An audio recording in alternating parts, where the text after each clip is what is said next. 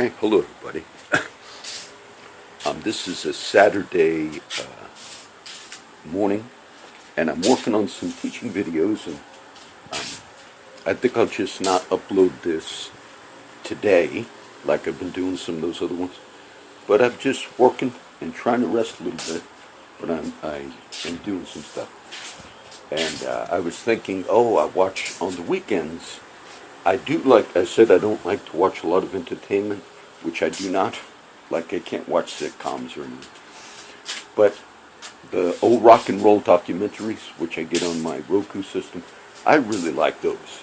And those are really, and they're inspiring in the sense it tells the whole story. And the one I watched yesterday is Joe Cocker. Now, Joe Cocker is an old-time, like a blues rock singer. And he just had really a few hits. But I was thinking, I enjoyed it so much. But it showed the story like a lot of famous artists. He had just wonderful gifts and talents. Came from, I think, Sheffield, England. And then he wound up, making it big time, but suffered. He was alcoholic for many years. I wasn't even going to mention this. But he was a real bad alcoholic, and they said this is part of the documentary. They tried to get him into AA and all. He was also a drug addict.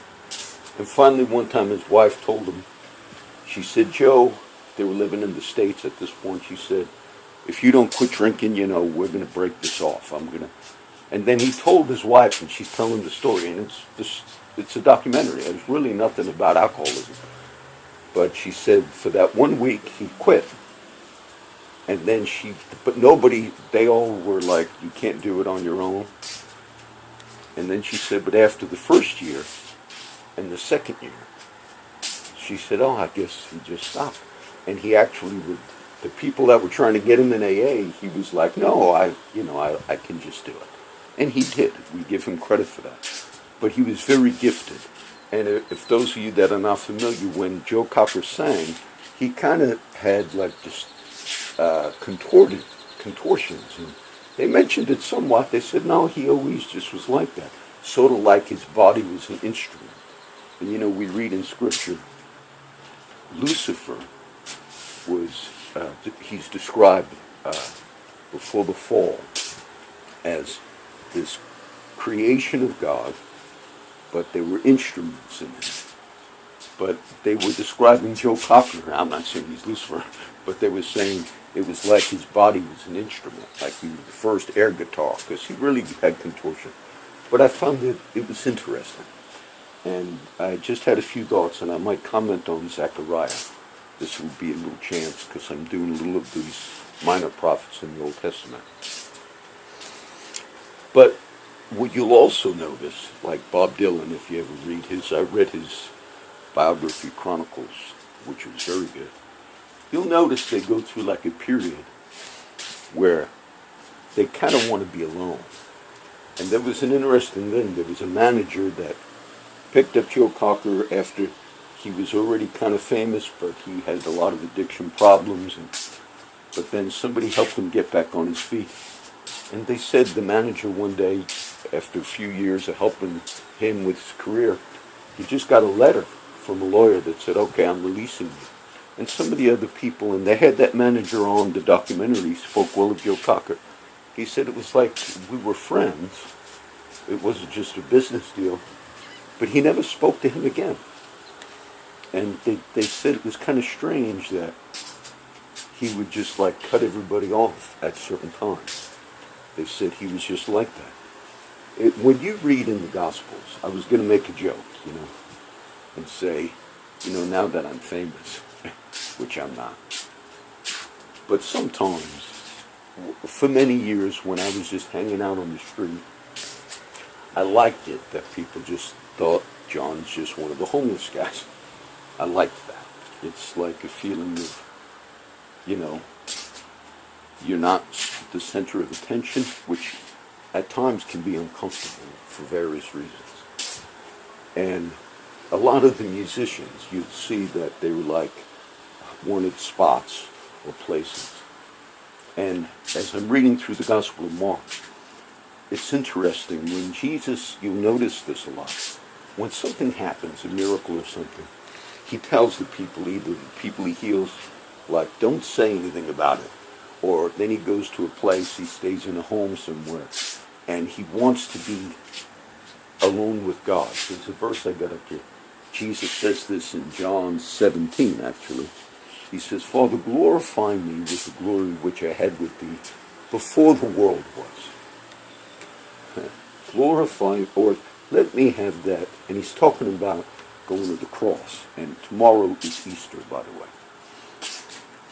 And he says, now, and I try to say sometimes to ministers, just remember how, there's a verse that says, look to the rock that you were cut out of. Look to Abraham. This is scripture. It says, I called him alone. I called him alone. In Abraham's journey, which I've taught a lot. And then he goes to this strange place, and he's a foreigner, dwelling in tents. Abraham and the patriarch, they were homeless. And I try to say at times to leaders in the church, remember the time before you had all this activity, wherever you are at today. Whether it's you're doing ministry, you got a church, you got to look, I understand all this. And then you say, but no, now, I want to be kind of away. Just glorify me. And in Zechariah, I'll comment on it. So, and I was thinking, I need an excuse to link one of the Joe Cocker songs, which is Love, Lift Us Up Where We Belong. And I think somebody sang it once, Lord, Lift Us Up Where We Belong, where the eagles fly. And so this would be the excuse. I might title this Joe Cocker, or Zechariah. Zechariah 2, I read it last night. And I'm commented on chapter 1 already. But he lifts up his eyes and he sees an angel with a measuring line in his hand. There's a lot of interesting things. One day, a few months ago, I was just driving down one of the streets, Rudhill Road, I think, and I found a big old measuring tape. It must have fallen off of some construction crew. It's a nice measuring tape, a good one. But these are the verses when I actually find things like that. Talks about ministry, measuring line. We read that in Revelation. But he sees this man, Zechariah 2, with a measuring line in his hand, and he comes to measure. The church, the scripture talks about a plumb line, a plummet. That we are a standard in society. And the angel that talked with me went forth, and another angel went out to meet him, and said, run and speak to this man, saying, Jerusalem will be inhabited as towns without walls, for the multitude of men gathered with them. It's really a wonderful picture of the church. John says, I saw the city of God coming down from God out of heaven. So the city of God, people of God, we're like, there's a verse I quote, David dwelt in the fort and called it the city of David. And he built round about from the surrounding terraces and inward, and the Lord was with them, and the Lord blessed them. And so ministry is, we are communicating the truth of God. We're speaking, we're prophesying God's word, and it's being deposited in people. And the city of God is like a town without walls. It's not limited. Okay? My wife was asking me yesterday, because we're doing our taxes. And she said, do you still have, I have Corpus Christi Outreach Ministries as non-profit fund. I did it myself. I bought a book on filing many years ago. But she said, sort of like, because I put a lot of money and time, and it's all, obviously I do it for free. She said, well, somebody had told my wife, you can deduct, maybe your husband can deduct all that time he puts in. You don't take any money. But I told her, I said, no, I dropped that 501c3. I didn't need it because we don't take money. We don't own property, like a city without walls. Because she was thinking maybe, some people get paid a lot of money to do a lot of the things we do. I said, no, I don't, and even I wouldn't want to deduct it. Okay, so city without walls. And the Lord said, I will be a wall of fire round about her, and a glory within her. Ho, ho, come forth, flee from the land of the north, saith the Lord, for I have spread you abroad as the four winds of the heaven. Deliver yourself, O Zion, that dwellest in daughter of Babylon. And same thing John writes in Revelation, come out from Babylon. For thus saith the Lord of hosts, after the glory he hath sent me unto the nations which spoiled you. For he that toucheth you toucheth the apple of mine eye. I like that. After the glory. See, Jesus will glorify me with yourself with the glory which I had. And he's going to the cross. But after that, then the people of God will be like the signet, you know. He'll send you after the nations that spoiled you. There's a lot of scriptures on that. I've written a lot of them. Was one. God strengtheneth the spoiled against the strong, so that the spoil shall come against the fortress. He strengthens those who have been, the people of God that have been oppressed and persecuted. He strengthens them. And then they come against the fortress, the dominions of men. And then a few more comments. That way I can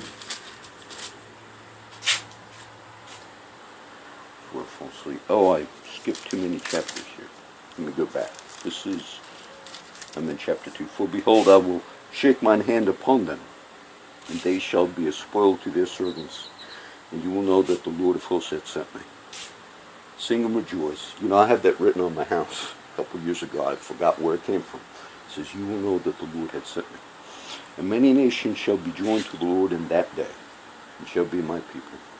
And I will dwell, and I put Secom in these things, but at Jerusalem, or the city of God. Thou shalt know that the Lord of hosts hath sent me unto thee. It says it twice. And the Lord will inherit Judah his portion in the Holy Land, and shall choose Jerusalem. Be silent, all flesh, before the Lord, for he is raised up out of his holy habitation. And so God works within us and within his people. But the comment I wanted to give was, when you see Jesus saying, you know, much like some of these artistic people, they actually begin seeking like to go away. And I'll notice in much of Christianity, there's almost the opposite. Like ministry and being known and all almost becomes something that people seek after, which is the opposite of what you're really seeing. Many years ago, I watched a documentary on some religious group. It was described as a cult, and I forget the name of it. But the leader of that particular group, and I've watched a few of these types of documentaries over the years, but they said, and he was like profiled in 20 or 60 minutes, and he was on a bus, he didn't have transportation, and he kind of looked homeless. And then they tried to interview him, like, but he didn't even want to talk. Now, even though I don't even remember the beliefs of that group, and they might have, if they were speaking Christ and all, they might have been just a good Christian group. But some of those leadership learned the little principle. And it says of Elijah, you know, we consider Elijah a great prophet. He is, and we're going to teach him in Kings, which I'm teaching Kings. And James, in the letter of James in the New Testament, talks about Elijah. Elijah was a man subject to passions like we are. Yet he prayed that it would not rain, and it did not rain for 3.5 years. And he prayed and it rained. But you know what else he did for 3.5 years, if I remember right? He went away for 3.5 years. He was by a brook, and the ravens came and fed him. And everybody, even the king, the wicked king, and his wife, Jezebel, Ahab, even they were looking for him. I haven't read it in a while. We're going to do it in the book of Kings. What discipline did that take? To say, that's it.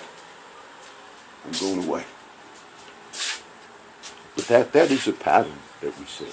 And Jesus even tells us guys in John's Gospel, which I'm quoting from, he says, I'm going to go away.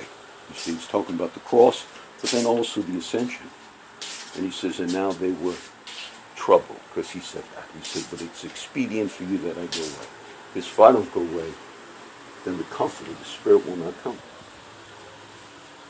and work through you and bring you to maturity. Instead of you guys always dependent on my physical presence, meaning Jesus speaking to his men, he says, you'll be transformed into my image when the Comforter comes.